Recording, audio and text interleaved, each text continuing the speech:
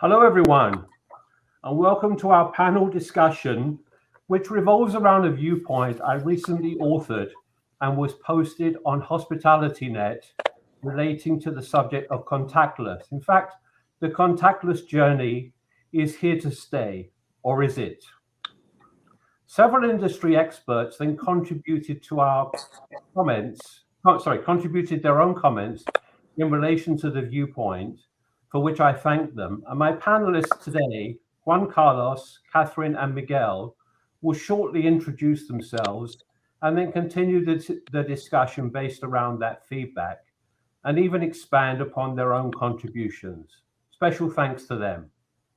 For those of you that don't know me, I have spent most of my lengthy career in or closely related to the hospitality industry, and for the last 20 years as an IT consultant with a specific focus on hospitality, senior living, and healthcare. I am now based in the Philippines and extremely honored to be the moderator for this exciting panel discussion. Now, before I hand over to my panelists, I'm going to start the session somewhat controversially and say that when it comes to hospitality, I don't like the phrase contactless. Call me old-fashioned, but in my opinion, the hospitality industry has always been a people business. And as the Ritz-Carlton founder, Horst Schultz, once said, "We are ladies and gentlemen serving ladies and gentlemen." He made no mention of machines, tech, or AI. But like everyone else, we realize the pandemic has been a game changer. And consequently, our relationship with technology has somewhat unnaturally caused us to rapidly evolve. And as part of that, the various stages of the customer journey have been transformed and sanitized to coexist with COVID. Customer expectations are changing, or shall we say adapting and evolving. So what does your crystal ball have to say about that? The process has forced us as humans and the business world to be agile, and through the sometimes painful lessons learned, rapidly pivot to handle any variant and future pandemic or black swan event that may arise. According to John Smallwood, president of Travel Outlook, aspects of the new normal are here for good, but it is not necessary to eliminate human interaction in the hospitality industry across the board. Many high-end travel experiences still retain the human interaction, albeit with a newfound precaution. Whilst there is no denying the benefit of new safety measures that are now here to stay, the human element is still an essential part of the travel experience and perhaps to be retained wherever possible. So from being a very hands-on industry, we've morphed into one that's now hands-off. And in turn, the demand for less than human interactive experience is greater than ever, or is it? I really wonder if, contrary to popular belief, whether many customers, specifically to the hospitality industry, would prefer human rather than machine interaction, or is this perhaps a generational or cultural thing? And could this vary dependent on whether you are traveling for business or leisure? Let's also not lose sight of the fact that many of us have been in lockdown for 1.5 years. And a major consequence of that is that we are craving human interaction. Even having friends or family over for dinner has been impossible for most of us. And attending in-person meetings, going to the pub, or participating in large gatherings and events has been a no-no. So why is it that the pundits say that when we travel, we want to be contactless and devoid of human interaction? Perhaps this small factoid may help you understand our correlation with contactless. Barcodes were invented 47 years ago by Norman Joseph Woodland, and the first used commercially on June 26, 1974, to scan, of all things, a pack of Wrigley's chewing gum. That's been one of the most significant turning points along our tech journey, and quite possibly the beginning of contactless. Yes, it's been 47 years ago. Of course, as we know, barcodes evolved into QR codes and have commonplace now in our daily lives. Well, we are here today to discuss and understand what role technology could play in this nothing normal in the new normal world we now exist in, where the only constant is change. As a tech consultant, I'm all in favor of the move to digitalization. But as we experience the transformative process of shifting from analog to digital, I feel it's critical that we find the right balance. Since, in my honest opinion, it's not a one size fits all situation. So, having set the stage for this discussion, let's kick off by each of the panelists now introducing themselves, and we will then get into the open dialogue. So, ladies first, Catherine, over to you. Thanks, Terence, and thanks for inviting me to this very interesting conversation. My name's Catherine Murphy. I am the owner of what will be a new art gallery and boutique hotel in Dublin city centre. We would have been, if everything had gone to plan, kind of planning to open around about now, but due to a pesky airborne pathogen, we've been delayed a little bit.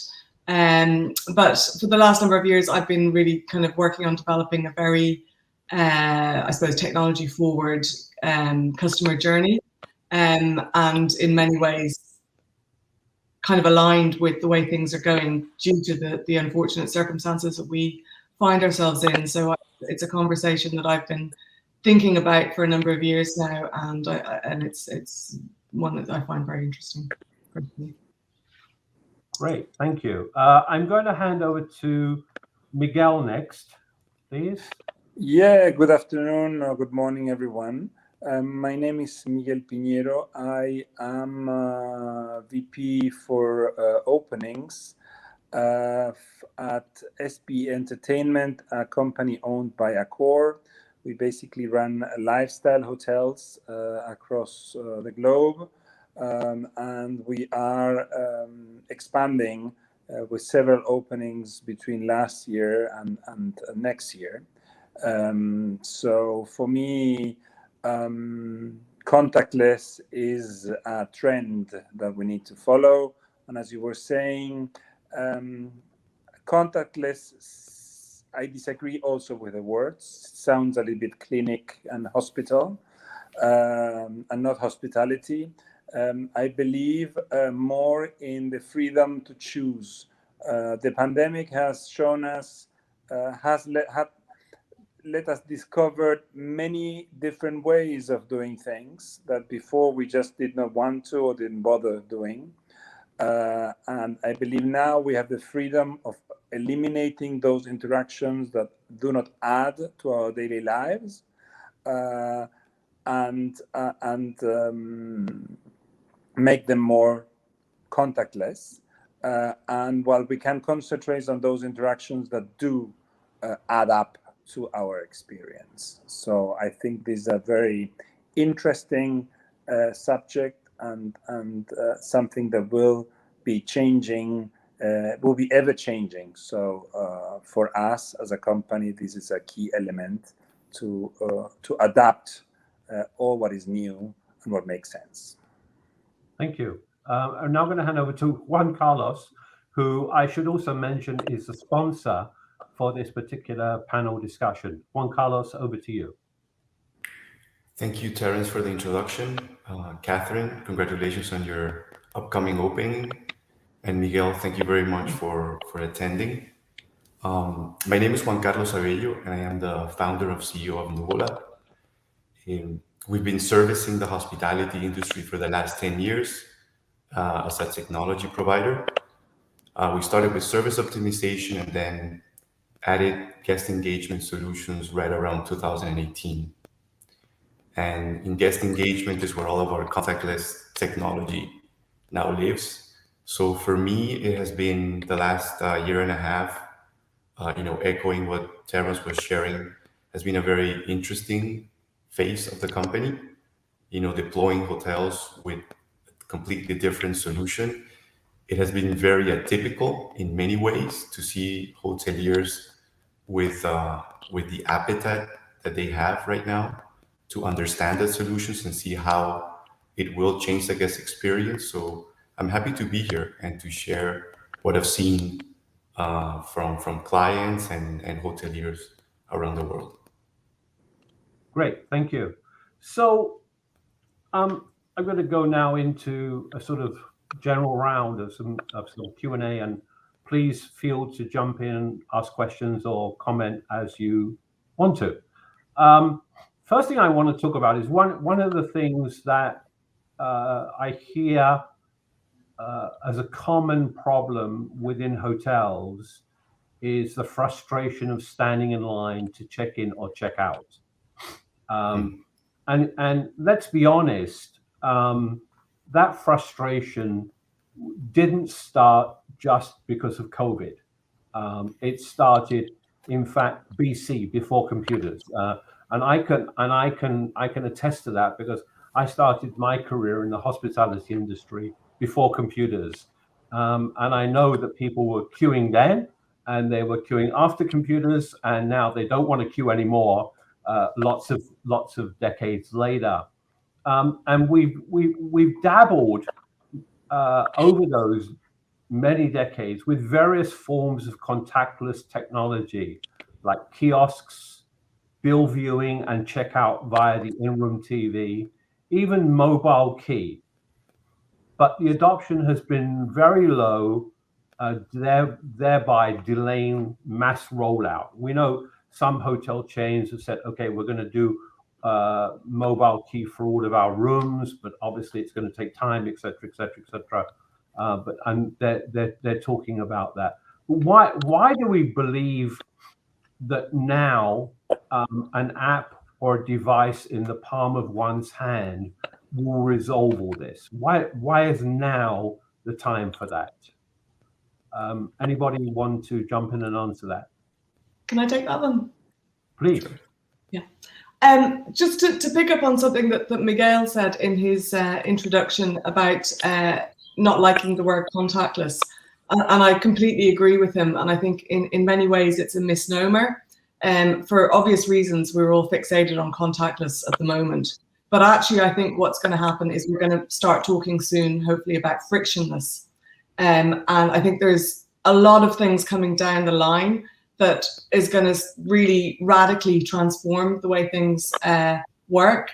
One of them is going to be the release of iOS 15 and the possibility of using, your devices, using NFC on your devices for access control, keyless entry. That's you're not even going to need an app potentially. You're just going to be able to use your phone, even if it's dead, or your watch, or whatever device you have on it. I think that's going to be a radical transformation. Another thing that sounds like a mouthful, but I think, in the coming years that we're going to start hearing a lot more about is this whole area of verifiable credentials and self-sovereign decentralized identity.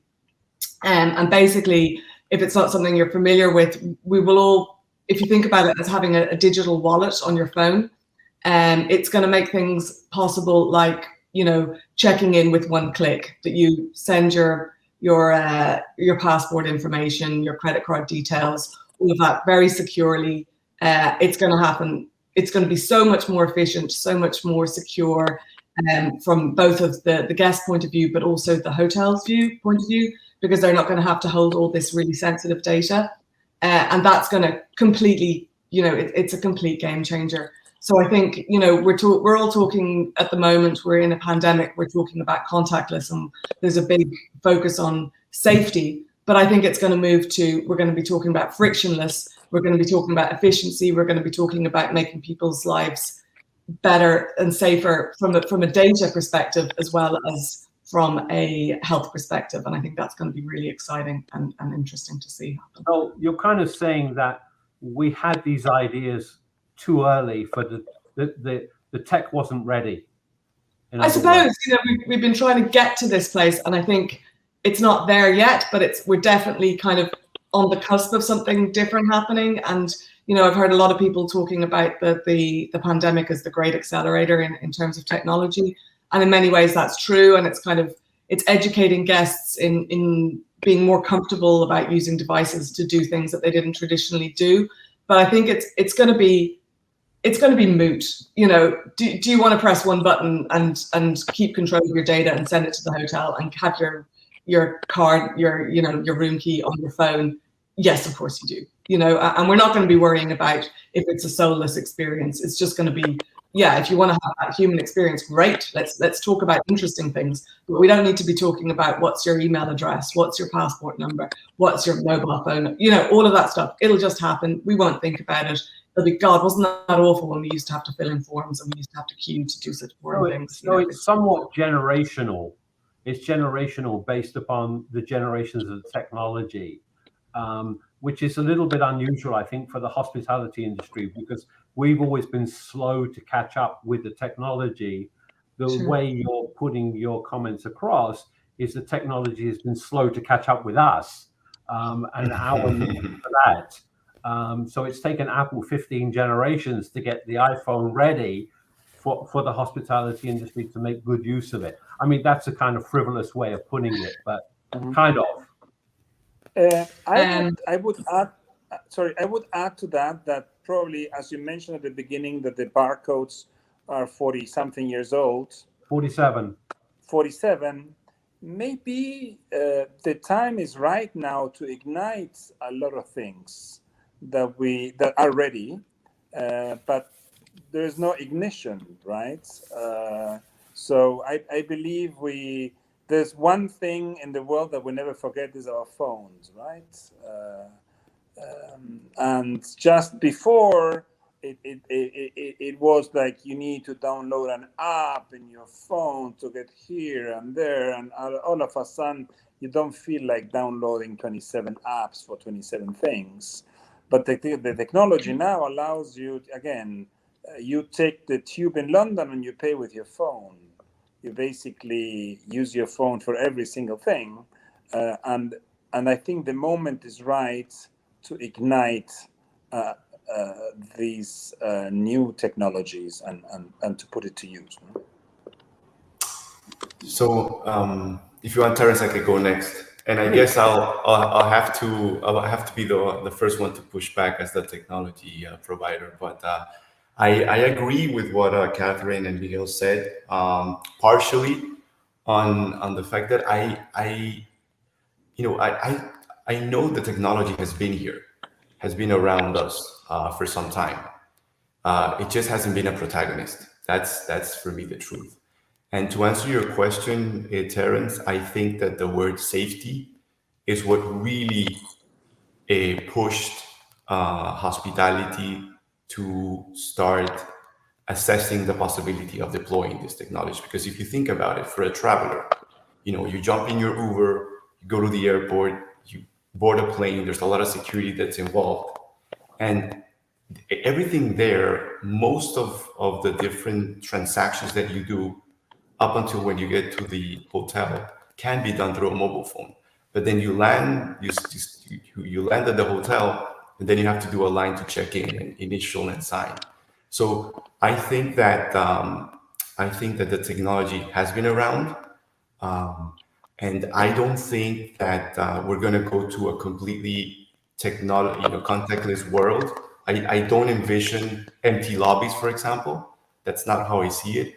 I just think that mobile check-in will allow more guests to choose if they want to stop and if they have questions, which will make a lot more sense because it's more convenient for them and also most cost efficient for the hotel. So I don't see a complete stop like I've heard and I've read in articles. I think that we're now going to be able to allow the guests to choose when and where, to interact, face to face with hotel staff, which I think is great.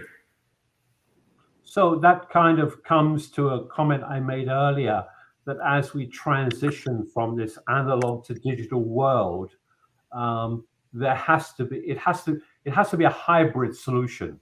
and it really cannot be one size. It's not good for everybody, and there are different standards of operations. There are different people. We're all traveling under different situations, and we don't always want the same thing at the same time under the same conditions. So perhaps we have to have the flexibility in that regard to provide what it is the customer wants at that moment to do that. Now, does that come as part of personalization, or does that part of a better understanding of a customer base, or does it mean that we have to offer multiple solutions concurrently, or all of those?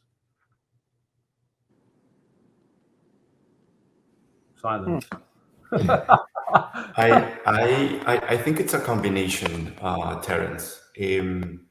For example, if you ask me, if I've heard or I've spoken to a lot of clients, hoteliers, that the way that they envision the welcoming process, because maybe they're on the luxury segment, they don't want it to go totally away. There's something special about informing your guest of all the different services available throughout the property. But there's also an in-room TV experience that can allow guests to choose what information they actually want to hear or see in this case, and then just consume that information without having to listen to maybe other items or other different welcoming message, which usually happens at the front desk. So I've heard a lot of hoteliers inquiring about moving that welcoming experience, not really check-in, but welcoming more into the in-room setting. A long time ago, Miguel, maybe you can remind me or get my facts straight. Many years ago, Accor, with whom you're affiliated, they had a chain of hotels. And to be honest, I don't know whether they still do. I think it was Formula One, where you could actually arrive at the hotel, go in, and not really see anybody at all, right? You just put a number in the door. I don't know how it works, and you go in, stay there, and you just go. And maybe that was, I can't remember how many years ago that was. I think it's 20 plus that they were already experimenting with that. Is that still in existence? I know it is not. I did not work for Accor at the time. Okay. But yeah, there was an option, and it was, I think, the equation in that type of product was price, and in Europe, one of the biggest components was manpower. So they managed to, I believe at the time, sell rooms for 12 hours instead of 24 hours, and reduce the price through automation, automatic check-in. They had also automatic bathrooms. It was a solution for someone on a highway who wanted to rest for 8 hours, right, and drive the next day. Yes, but there was something like that. Yes, I even stayed at one. Okay, so you touched on the subject of manpower. And manpower, there is a direct relationship between manpower, contactless, frictionless, as Catherine mentioned a few moments ago. And Catherine, you are designing and shortly, as a term, opening a brand new hotel. So of course you've been starting from a white sheet of paper. You have the luxury of starting from a white sheet of paper. Has this concept, how has that really been impacted on your design and the type of services that you're predicting that people will need into the future? I suppose in my particular case, it's, I hate to say this, but kind of serendipitous, because all of this technology is what we've been looking at anyhow. And like I said, this whole notion of the great accelerator, things are starting. The great challenge with technology is, you know, integrations, as anyone who's ever tried to make all the various systems play nicely with each other. You know, it's really challenging to get that kind of frictionless customer journey that I've been trying to design. So things are moving at pace, and that's, you know, in terms of the vision that we have, it's really terrific. I think I'm really excited to see how things move on. I think voice is another thing that is going to be really interesting, that we're looking at.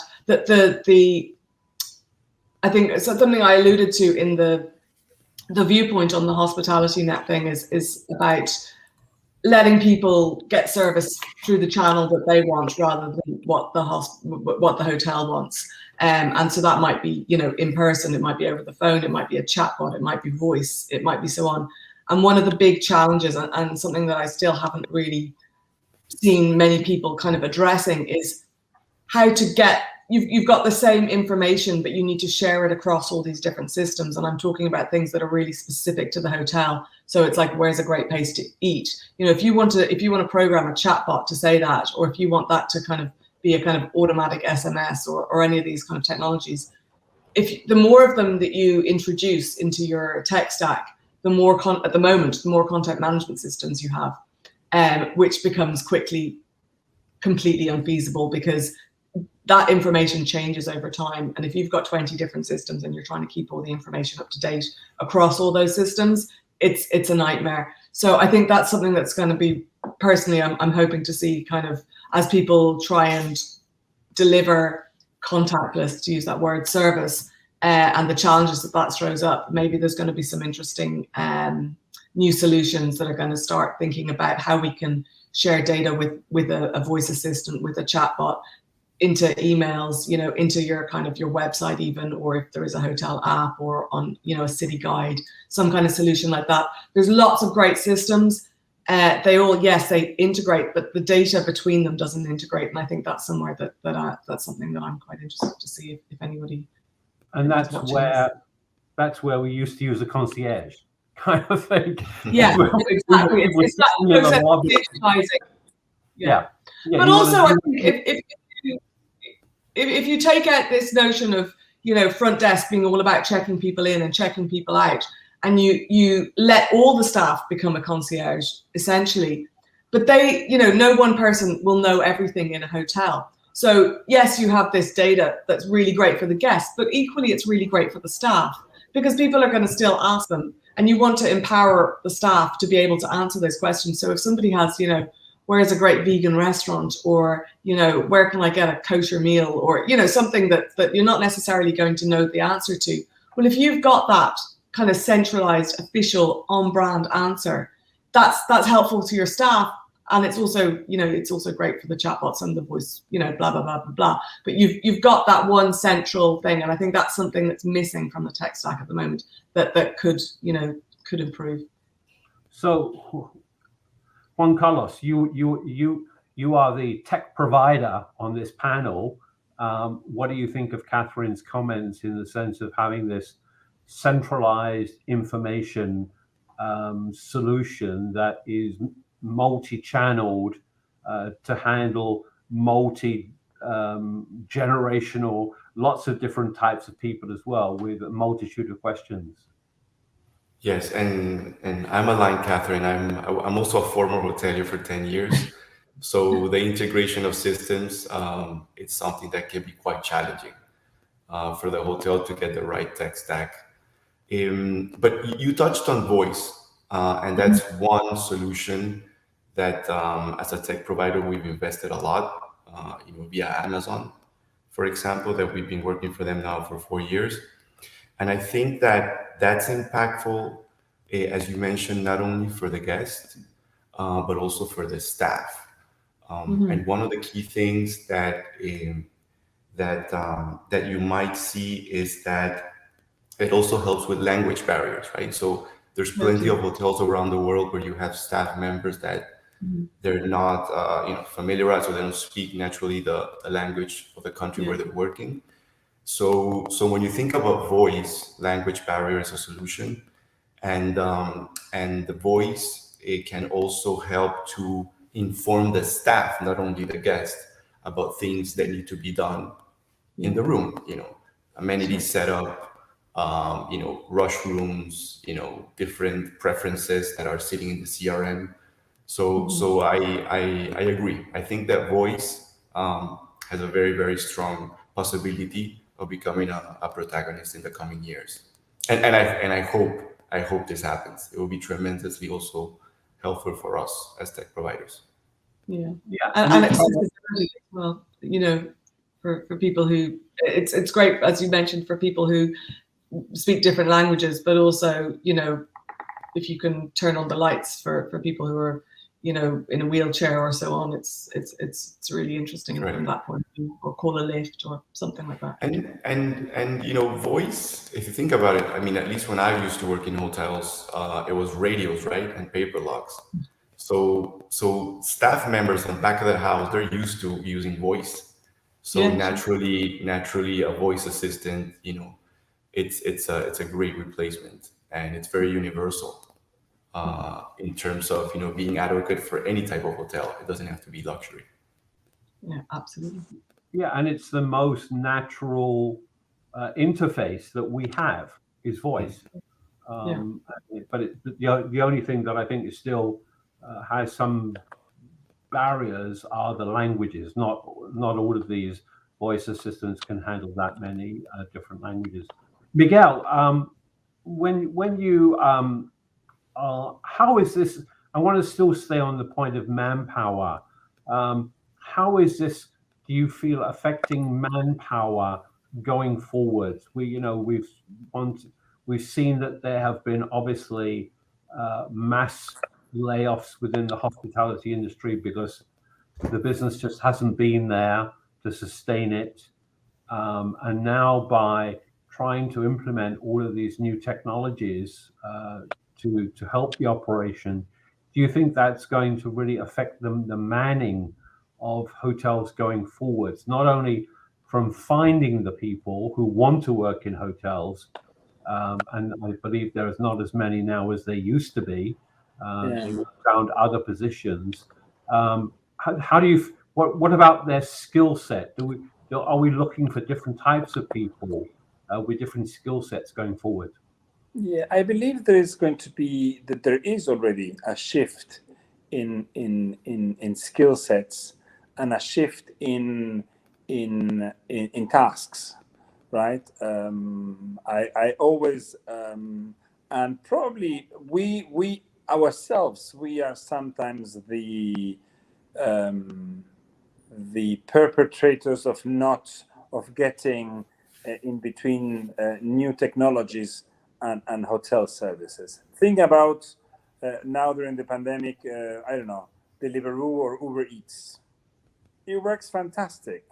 It works so much better than most of the room services in the hotels. So when you think about positions like order takers, when you think about positions in accounting or some other position, these positions will certainly shift. Because there's sooner or later there's going to be something replacing these particular tasks. I believe we require any additional skill sets, because when I said that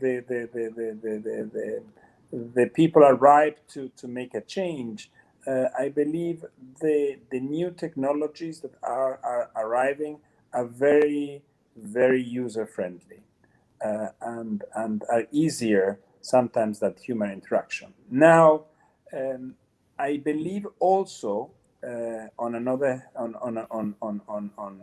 the other side that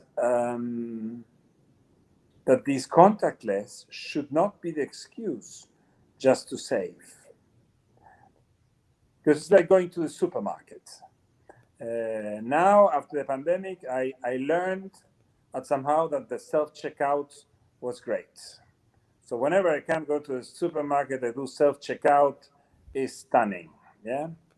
Until there's a problem, and then it can become a nightmare when nobody's there to solve your issue. When they tell you, oh, the barcode isn't working, and then you see the people, you thought you were the fastest, and you see the people next to you that went to the human cashier and are much faster out. So I believe it is sort of a balance in between a convenience, but we still need to be very careful that this is not just a way of saving money.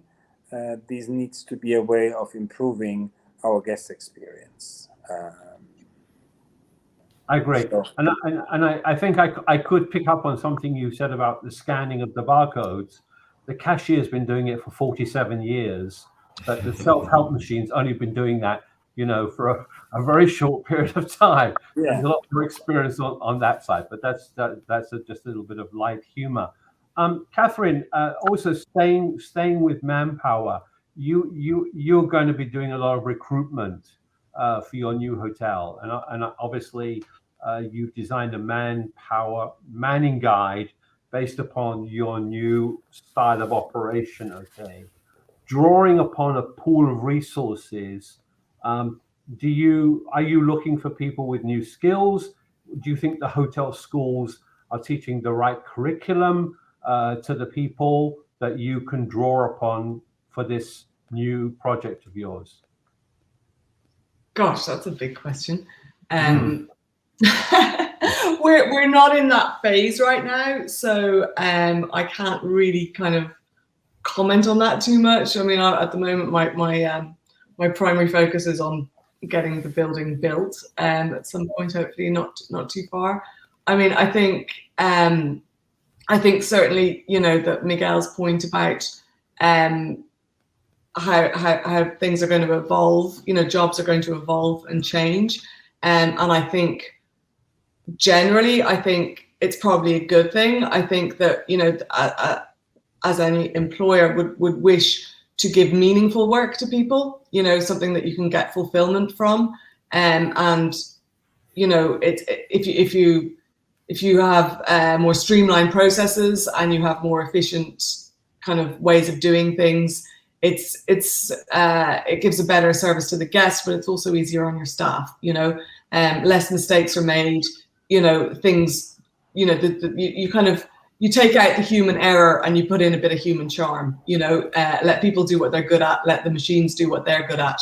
It's a kind of a win-win situation. So I think it's really about kind of trying to get to a place where things work and that people work to their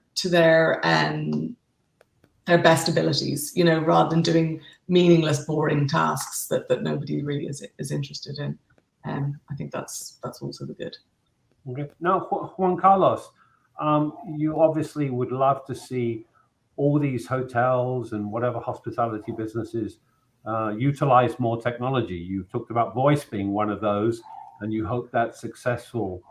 How are you putting the argument across to prospective customers that they can, what's the value proposition for them, and how can they justify this new cost or this replacement cost on their balance sheet?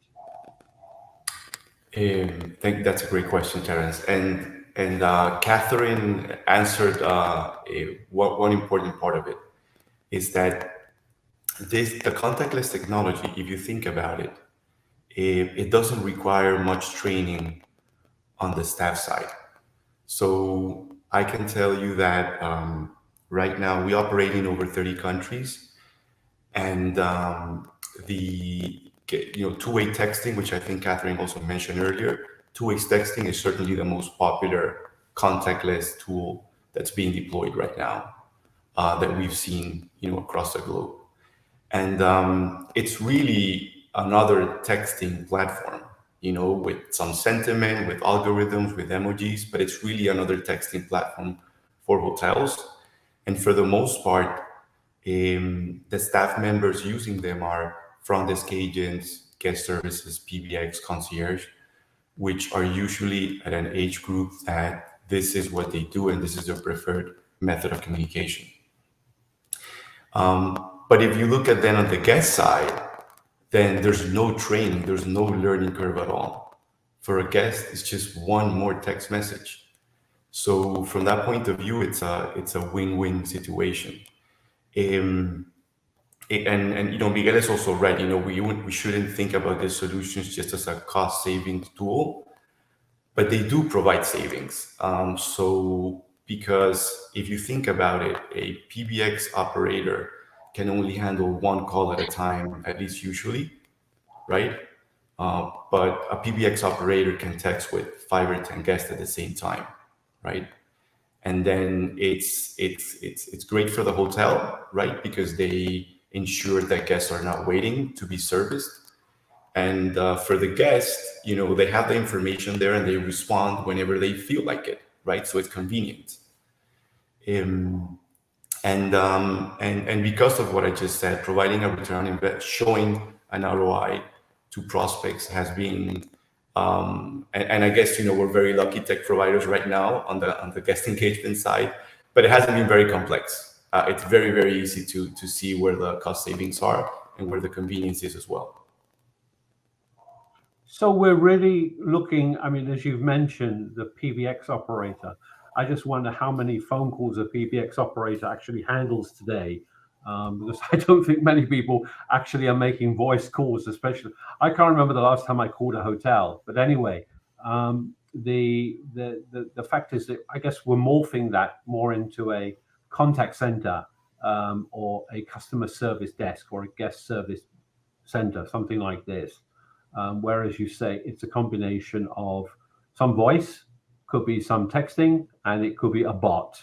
And then as Catherine was saying, it's managing all of those possible channels in a cohesive way, sharing the same information through some sort of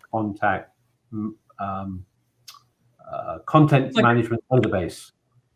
And well, it is content management system for content management systems is my theory. Right. And yeah, exactly. Yes. And it is true that maybe not a lot of travelers call hotels, but still a lot of guests dial 0 when they have a question or when something is not working in the room. And one thing that I'll add to what I just mentioned on the texting side is that if you think about it, when that a request comes in, whether it's a complaint or it's just something that the guest would like to be delivered to the room, it's you're centralizing communication amongst all the departments of the hotel, mainly housekeeping, engineering, maintenance, and front desk. But that's very, very convenient because although the message is going to the staff member that's working today that can resolve that type of issue, everybody's really aware without really interrupting their day. And I think that being informed of the great things or the great experience that a guest might have or the not so great experience, it's tremendously valuable every time there's a recovery needed for a particular guest. Miguel, you mentioned a few moments ago about one of the things that I wanted to touch on, which was room service. And the removal or the elimination of room service, especially in the mid to upscale properties, because I think in the economy and budget that didn't exist anyway. But in the mid-scale, upscale, upper upscale, whatever it is, I'm replacing that. We've already replaced in hotels, or we've outsourced hospitality. Some hotels have outsourced engineering. IT has been outsourced by sticking everything in the cloud. So room service is, another area, I guess. Have any of your properties stopped room service and handed it over to one of the many food delivery companies? No, we have not. In some cases, we've been working with ghost kitchens based out of our hotels that deliver several brands, etc. But I believe room service and the telephone interaction are more and more outdated in the hotels. Probably is the only place in the world where you still use a fixed phone to call another fixed phone, right? It's a strange thing. And I mean, we hoteliers think that it's absolutely normal, but the reality is that most of our guests don't have a fixed phone in their houses. So I believe this is one of the things that will very rapidly change. We have realized that there are several apps that I don't know if necessarily they do it better in terms of quality, but certainly in terms of offering and of delivery times, it's a game changer. And this is something that will be happening in the next month or years, that we will see, I believe, a radical shift there. I think you're right. I remember about 10 years ago, or maybe even longer than that, I stayed at a excuse me, a newly opened hotel in Hong Kong. I'm not going to mention the name. A newly opened hotel, and it was a 5-star hotel, and they were one of the first, or the first, to offer an electronic registration card when you arrived. So instead of having a paper, you signed a tablet and you checked in. And within the room itself, in the drawer, there was, I think it was an iPod Touch. And on that iPod Touch, it had a room service menu, albeit with a limited list of items that you could order, but it was there. And I remember trying it and doing it. And after I'd placed after I'd pressed send for the order, I got a call back in about 5 minutes from the room service waiter and says, okay, I just want to now validate that this is exactly what you ordered. And is there anything else that you wanted to do? Now, it could have been part of a trial, a testing to make sure I wasn't playing with it. But nevertheless, that's what they were doing at that time. Now, if you talk about that happening in room service, do we see that happening in restaurants?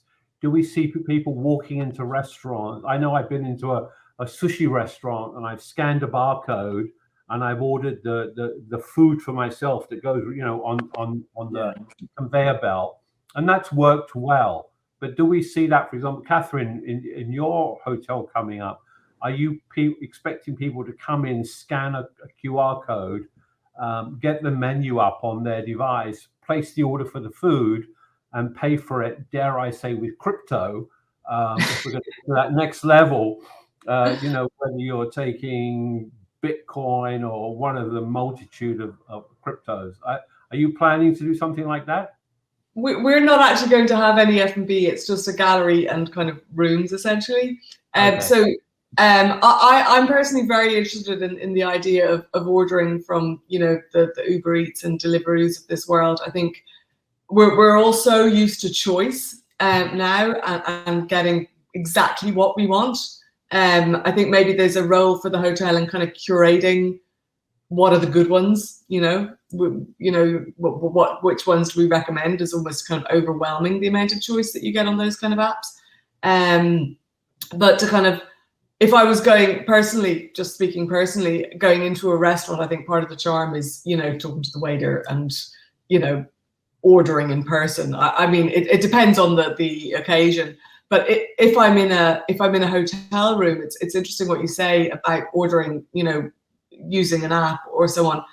I mean, I've personally got to the point that when my telephone rings, I'm alarmed. I think that something bad has happened. I'm so used to, pressing a button or sending a message. So, when you're in a hotel room and the telephone rings, you're just like, it's just alien to me, this idea of having to pick up a phone and wait and talk to someone. So I think absolutely that's the ideal place for being able to, look at a menu, press a button, and then in a while period of time later, your food arrives exactly what you want and how you want it.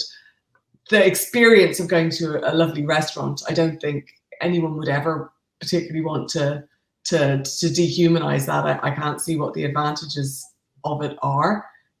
So I think it's really about, for me, it's using technology when it's a better experience and having a human experience when it's a better experience. I don't think you have to kind of fall down on one or the other. It's just each to its strength, you know, and letting people have that choice. So I have to say, I'm really delighted to hear you say that there's something nice about going to a nice restaurant where, you know, the wait staff will come up to you, they'll present you with the menu.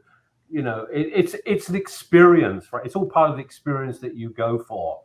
Sometimes they overdo it by saying, "Hi, my name is so and so. I'm going to be your server today." You know, they go through this whole spiel, and you say, "I'm Irish. We don't go in for that." So let's just get on with it, right, and do that. Juan Carlos, you're obviously offering through your platform many of these services already, and doing it that way. Do you? Of course, the last few months has been difficult. We understand that. But do you think that now people have got more used to this kind of do-it-yourself ordering and processing? You know, we're all shopping online. We're ordering food online. We're doing teleconsultation. We're doing basically everything online. And I sometimes question myself, why do I have a voice plan with my mobile phone? Because I never use it. I only need the data. But you know, the phone company is obviously making money out of me that way. But you know, do you see the take up going forwards with this type of device now, or platforms, to be greater than what it was 6 months, 12 months, 18 months ago? Yes. And all of these tools are tremendously popular. But I should tell you that hotels still want to offer the traditional way of servicing guests for a longer period of time. That's certainly something that's still there. They feel that not every guest will want to use one of these tools. And if you have 150 rooms and they're all occupied, you want every single room to be able to order whatever service they're thinking of. So it hasn't been a black and white type of conversation, but it's certainly picking up tremendously. You know, an interesting data point that we found is in 2019, we opened an office in China. And we didn't know that COVID was going to be part of our lives then. But there's something about the Chinese market that's very interesting, is that they're very, very mobile friendly. And when I'm saying mobile friendly is that they use apps for everything. And in China, and I don't know if you guys remember, but this was one of the first countries that once, let's say, the first wave of COVID happened, they recovered in terms of occupancy for hotels because they were all traveling domestically. And if you look at the statistics, all the graphs just spiked because everybody was using all of these contactless tools, you know, more than ever, and it was only not because you know the tools were there. It was also the fact that they were so accustomed to resolving everything in their lives, even outside of hospitality. They resolved everything through an app. So I think that the same will happen for the rest of the world, and I think that, of course, if you're a hotelier in the luxury segment, you have to be cautious because there are some VIP repeat guests that would want the traditional service. But with time, I'm sure that they'll get acquainted and they'll see value and benefits on the new tools that are being deployed. I hope all this, and of course there is pushback. There is pushback now, even in China, where they're saying that the kids are using mobile devices too much, especially for playing games. And I think they're now saying that they want to limit it to 3 hours per week, because some of these kids were spending days, literally days online playing these games. And of course they had no other life except these playing games. But you know, time has moved on, and believe it or not, we're kind of rapidly approaching the end of this, dare I say, lively and sometimes controversial discussion. And I really want to thank everybody for for taking part in this, Juan Carlos, Catherine, and Miguel, and for your valuable insights into this subject, the contactless guest journey. Is it here to stay or not? Or how would it look like in the future? And of course, thanks to HospitalityNet for hosting this and putting it on. But let's use up the last few minutes of the time we have together to get some closing remarks from each of you, to sort of wrap up and where you think, not where we've come from, but where we're going to look into your crystal ball and try to crystallize, if you like, what your view is now going to be like for the future, as much as we can see into the future. Because if we were 2 years ago, we couldn't see this, but see what you think you look like into the future. Well, we started before with Catherine as first, but I'm going to start this time now with Juan Carlos, and get your view, please. Thank you, Terence, and thank you also to the other panelists. My vision is that all this contactless technology is here to stay. I think that adoption will continue to increase this year and also in 2022. And unfortunately, there's a high probability that one of these variants is still going to be part of our lives. So the word safety still has some protagonism in all these new trends that are happening. But I see hotels, by leveraging this new technology, providing, actually better service to their guests, being more mindful of their time and where and when they want to spend time in human interactions. And I think it's a great opportunity also for technology vendors to find ways to integrate solutions so that when all this, let's call it new, or at least new in terms of trend technology is deployed, it works well, and it's a great solution for the guest, but it's also very convenient internally for the staff. Thank you. Thank you. Miguel? Sorry, I agree with Juan Carlos. I also think that that the technology, not the technology that we offer, but the technology that is surrounding our guests and the technology that our guests are always getting in touch with, will change the requirements to many things. As I put the example of the supermarket, the checkout process, so many processes that are now absolutely standard, we will be forced to adopt these processes. And I always think about room service again. How come Uber Eats started offering a timeline of delivery? You want to eat in 10 minutes, 15 minutes, 25, 30, or 50 minutes. While in the hotels, we still have a standard that says that the food has to come in 30 minutes. So, because we didn't get across any better idea so far. But what I mean with that is that people know that what used to be a luxury 20, 30, 40, 50 years ago, it's now a commodity. And what is a luxury is having the freedom to choose what interaction to undertake and what not. And we need to wisely use our limited resources in choosing what our customers would like us to be doing in the upcoming 4, 5, 10 years. Thank you. Catherine, last word from you. Well, I think the analogy of a supermarket checkout is really interesting because, we obviously have self-checkout now that we're all very familiar with, but the latest thing now is that Amazon, you don't have to check out at all. You just walk into the store, you pick it up, and you walk out with it.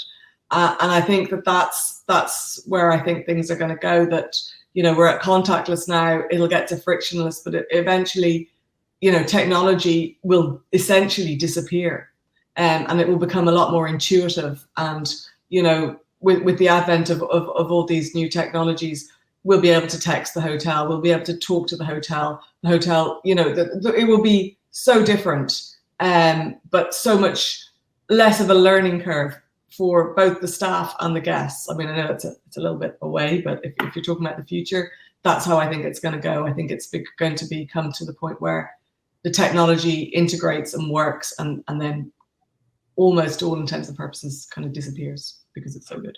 Hopefully. I want to ask. I should have asked it earlier and I forgot, but I think I want to ask it now. Is, you know, we've all talked about all these positive things that this contactless, frictionless, blah blah blah can give to us in the future.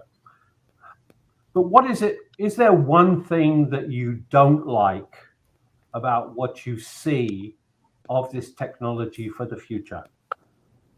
What is one thing that you feel is coming down the pike, I think is the phrase, that you would say, I'm not really sure about that, and I would rather not encounter that, because it would be too impactful a point, or perhaps you don't have any, perhaps you're just completely open to it all and say it's okay, and doing that. Would anybody like to, I'd like to get one thing from each of you, so I don't know who would like to be first. If you want, I can start. And I'm the technology provider here, so it's hard for me to say it, but there are some solutions that they don't work for everyone today. If you think about a hotel with 100 reservations checking in a particular day, there might be 5% of those reservations that maybe they're not comfortable enough yet in terms of using the application to rooms, you know, to order food or whatever it might be, but they still paid the room night. They still paid for the service that they expect to be provided. So we have an interesting challenge ahead of us, and it's try to make sure that it's more inclusive and that we can make it even more intuitive somehow in the coming months and years, so that everybody, really everybody, can use it and feel comfortable with it. Okay, it's a good point.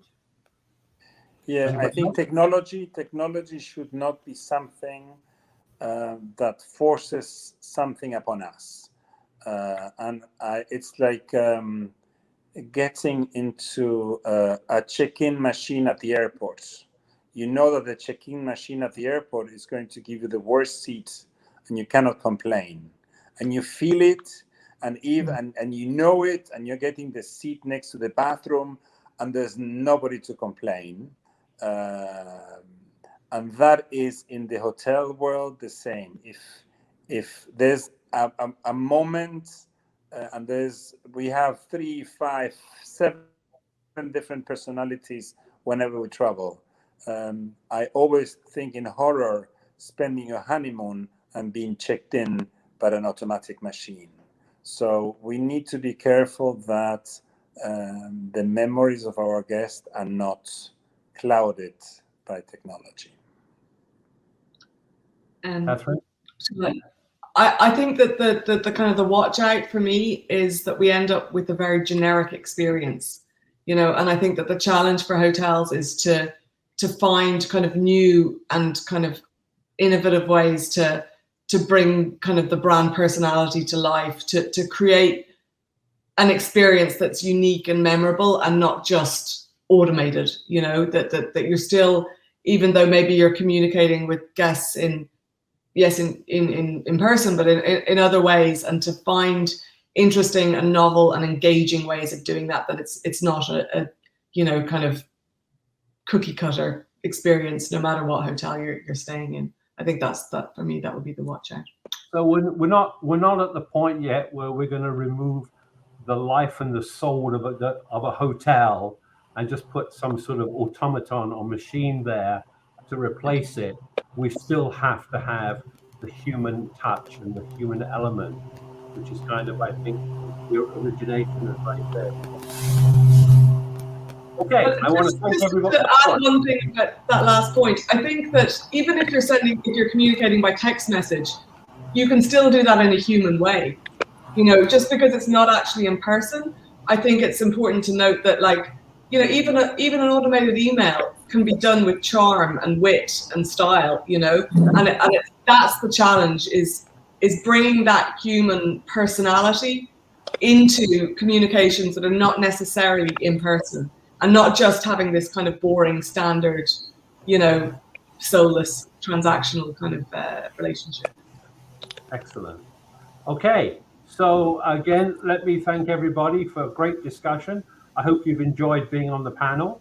I hope everybody that's listening to this has enjoyed listening to it and has got some takeaways. And thanks again to everybody. And all that remains for me to do is to say, stay safe and goodbye. Thank you. Thank you very much. Thank you. Bye. Okay. Thank you. Bye-bye.